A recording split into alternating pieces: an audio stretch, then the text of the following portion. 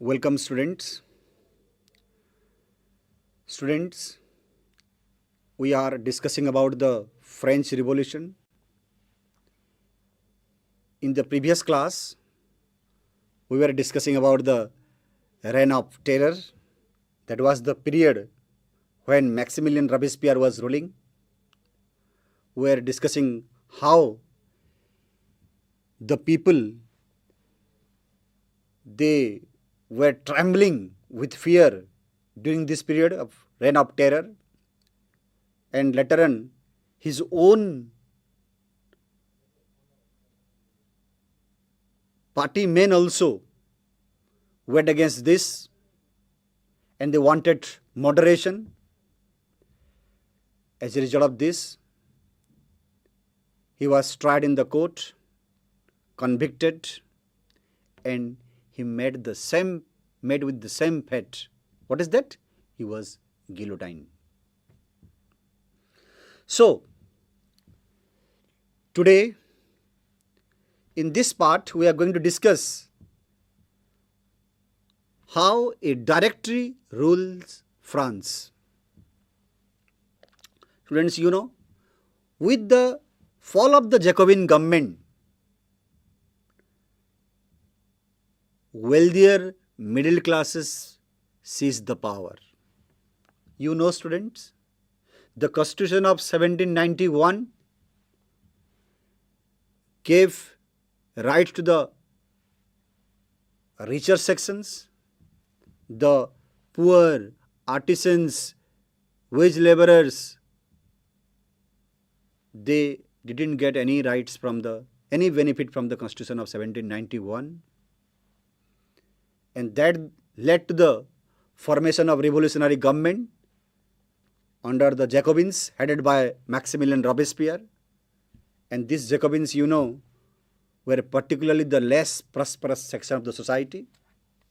But with the fall of the Jacobin government, again, wealthier middle class people seized the power.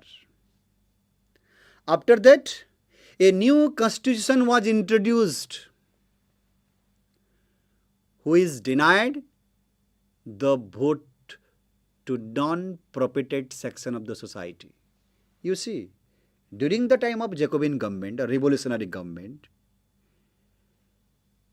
people above the age of 21, irrespective of their wealth, they were given the right to vote. But now, with the fall of the Jacobin government, a new constitution was introduced, and this constitution now denied the voting right to non-propertied section of the society. It means people, those who are not richer, having no wealth, they were denied the right to vote. It means only richer section of the society got the right to vote. This was the change made after the fall of the Jacobin government. And this constitution provided 2 elected legislative council and also appointed a directory. And that directory is an executive made up of 5 members. You see, earlier the executive was one, under the one person. But here, now, 2 legislative council and a executive body called directory, which was consist of 5 members. Now you see, earlier it was one, that was under the Jacobins, headed by Maximilian Robespierre. But today, it is in the hand of 5 persons. Why did they do so? This was done as a safeguard against the concentration of power in one man. Earlier, the power was in the hand of one man, that was Maximilian Robespierre. And we have seen the impact of that also. How he introduced the Reign of Terror. How he was ruling that period of time. That is why, to safeguard against the concentration of power in one man, a executive body called directory was constituted with 5 members. However, the intention was not right, not wrong. It was good, but it didn't happen so. These directors, the member of the directory, they were called directors, who were consist of 5 person, which is consist of 5 person. These directors often classed with the legislative council. Legislative council is the legislative body and directory is the executive body. They classed with each other, and who then sought to dismiss them. This was the period of instability. Directors fighting with the legislative council. And due to this political instability, which continue in France, paved the way for the rise of a military dictator called Napoleon Bonaparte. This was because of the political instability. We'll discuss about Napoleon Bonaparte later on. Before going to see that, during that period of time, though this political instability was prevailing in France, you see, Louis XVI, after that National Assembly, after that Jacobin government, now directory, this was changes made during this period of time. And this was because of the leadership and their nature to rule the country. And that led to political instability. Though this political instability continued in France, still the idea of equality before the law and of fraternity remained inspiring ideals for the people that motivated political movements in France and rest of the Europe. It means, though political instability continued in France, still the idea of equality, fraternity continued to remain there in inspiring the people. As a result of this, many political movements continued after that in France also, as well as in rest of the Europe also. Now, in this part, we are going to discuss, did women have a revolution? Prior to this, students, already we have discussed that in the French society, during the time of revolutionary period, how women were shouldering the responsibility of the family. Because during that period of time, most of the people, they wanted to continue the war. As the people were in war, participating in the war, the task of leading the family life was in the hand of the women. And they also wanted that the war should continue. Earlier already we have discussed. And that shows that how the women from the very beginning were active participants in the events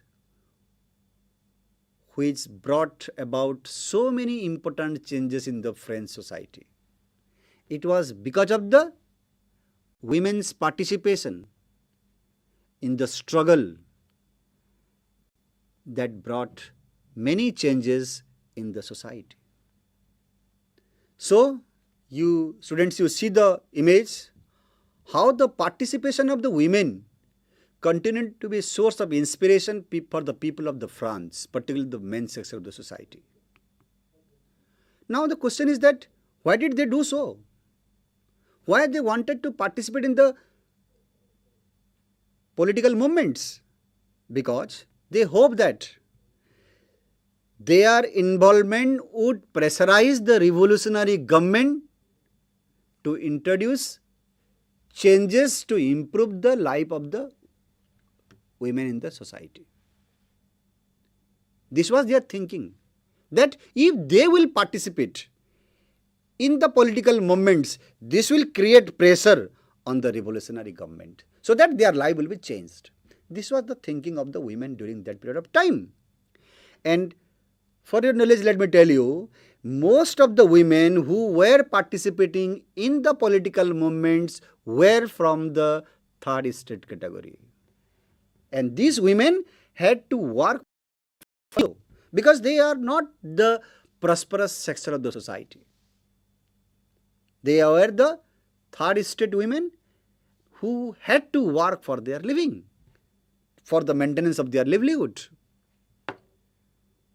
What they were doing so? During that period of time, these women of the third estate, they worked as a seamstress, laundresses. They were working like that to earn their livelihood.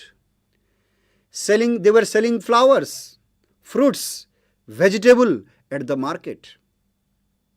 And even if they were employed as a domestic servants in the houses of the prosperous section of the society. How they were working during that period of time to maintain their livelihood? They were working as seamstresses, laundresses, selling flowers, vegetable, fruits in the market. And even if they were working as a domestic servants in the houses of the prosperous section of the society for the maintenance of their livelihood. And even if you see, this image shows how the women, they stand in the queue to get their ration. So, they were participating in the political movement because of this. And during this period of time, most women didn't have access to education or job training. You know, they were the women from the third estate, not so educated, having no training, job training also. So it means what? Women were not getting education during that period of time? No, they were getting. Women were allowed to do so.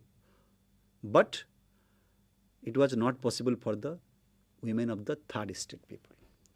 Only daughters of nobles and wealthier member of the third estate could study at a convent. Who were getting so? The daughters of nobles and the wealthier member of the third estate people only could get study at a convent. But after their studies was over, their family members arranged marriage for them. At a tender age also, they were getting married. So this was because of this. At many places of France, in order to discuss the problems faced by the women, to voice their interest, women started their own political clubs and their own newspaper also. At many places, they started forming their own political clubs. What was the reason behind this?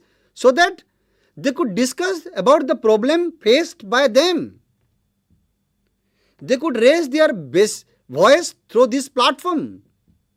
That is why they wrote newspaper also, in the newspaper also, and started forming political clubs also. You know how many political clubs formed by the women were that time in France? About 60 women's clubs came up in different cities of France during that period of time. 60 women clubs.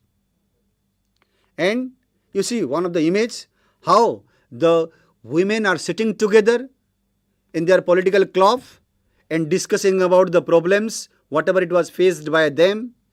And they were also deciding the next course of action, how to raise their voice. So for this reason, they formed the political club.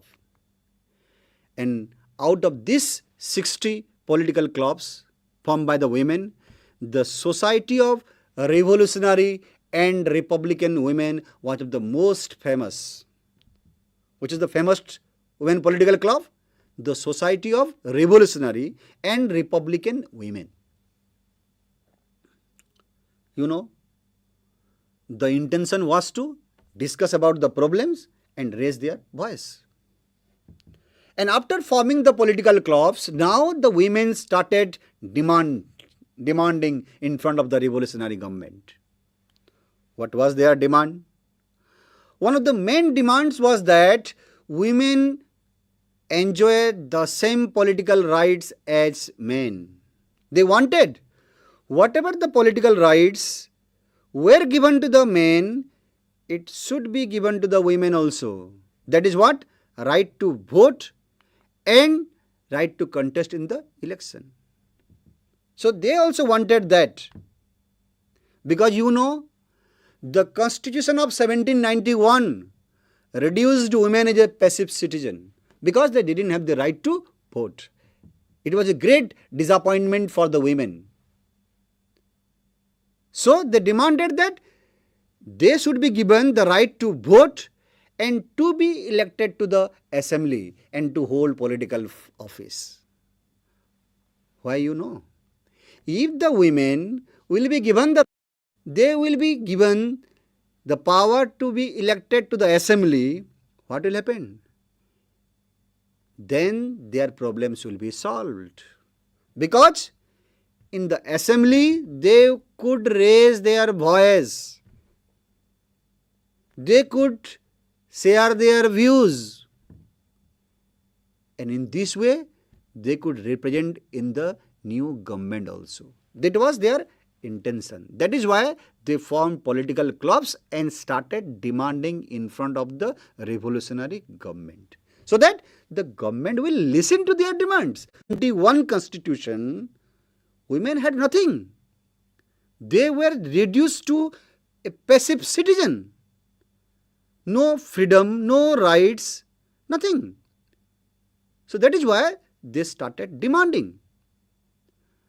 And after the women political clubs were formed, in the beginning period, in the early years, the revolutionary government introduced certain laws that helped women to improve their lives. Many rules and regulations were introduced by the revolutionary government, which helped a lot to improve the quality in the life of the women. What rules and regulations were made? What changes were brought up by the revolutionary government through rules? After this, the government opened schools. State schools were created where schooling was made compulsory for all girls. Time was there. Education was only for the nobles and the richer section of the third estate people. Now, with the creation of the state schools, women were also given education because it was made compulsory for all girls in France. Now, they could be given proper education. You see how the women were participating in different discussion, in different events, and this shows the implication of their demands. How the life of the women changed. That was the picture showing us. Now, though women during that period of time was given education, but their life was very miserable because they were getting married at the tender age. They were forced by their parents, but with the changes made by the revolutionary government, their fathers could no longer force them into marriage against their will. It was continued earlier, but with the new rules and regulations, laws made by the revolutionary government, their fathers couldn't do so. Now, marriage was made into a contract, entered freely and registered under law, which is going on now in our country also. There was no registration of the marriage because women possibly getting married against their will. But with the introduction of the new law, this couldn't happen now. So it was the changes made in the life of the women. Now, divorce was made legal. Earlier it was illegal. Now it was made legal. And here, it could be applied by both men and women. Men could also apply for the divorce and women could also apply for the divorce. Because now marriage is coming under a contract. With the help of the education, now women could train for jobs also. And they could become artists and run small businesses. You see, earlier they were working in different houses of the richer section of society, selling flowers, vegetables, all this. But now they could get education, get job training also, become artists also, and run small businesses also. So how these changes made by the government, by the revolutionary government? But though all sort of changes were made by the revolutionary government, still women had to struggle for their political rights. You see, it's education introduced for the girls. They were being given job training. They can become artists. Their father no longer forced them to get married. Divorce was made legal. All changes were made. Still, they didn't get the political rights. So for that, they had to struggle for equal political rights. You know, during the period of Reign of Terror, the new government issued laws ordering the closure of the women's club and banning their political activities. The new government that ordered to close all the political clubs. How many political clubs were there during that time? 60 political clubs formed by the women during that time. And all those political clubs were closed. And they were not allowed to form any political party more, and their political activity also banned in the country. And even if anyone continued to do so, they were arrested and hanged also. That is what? Guillotined. Many prominent women during that period of time, they defied the order of the revolutionary government, Reign of Terror, during the period of Reign of Terror. As a result of this, they were arrested and hanged for their activities, political activities.